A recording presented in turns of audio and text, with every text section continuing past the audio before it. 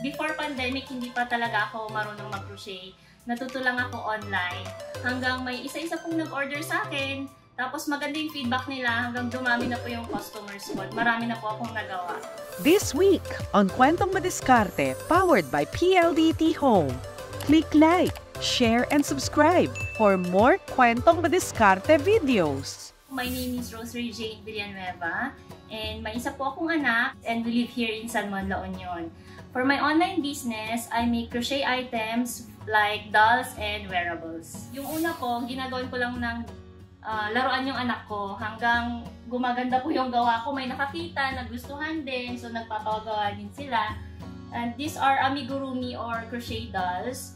Tapos meron din po akong wearables like itong mga jackets, beanies, and ear warmers. May mga customers po ako na gusto nila yung personalized na products nga po na depende sa style nila. Gusto nila yung may different colors. Pag nakakasalubong ko sila na suot nila, nakakatuwa pong tignan. Tapos yung sa mga pictures po ng mga anak nila kapag kamukha nila yung mga dolls or yung mga pets nila na namimiss na nila, pag nakita nila na yung attention ko sa detail is napakita dun sa mga products ko, nakakataba po talaga ng puso. So ako po kasi naghahatid ako ng anak ko sa school and habang nag-aantay ako doon, nag-crochet na din ako, may mga ibang mommies nakikurious sila kung ano yung ginagawa ko, kung pwede daw turuan ko sila, hanggang may isa or dalawa akong naturuan. It turned into a business na kapag marami na akong orders, binibigay ko yung workload ko sa kanila. So i-share ko din yung mga customers ko na iba sa kanila at nagkakaroon sila ng extra income din. Kasi marami po akong naging kaibigan dahil po sa pag-crochet. Lumalapit sila sa akin,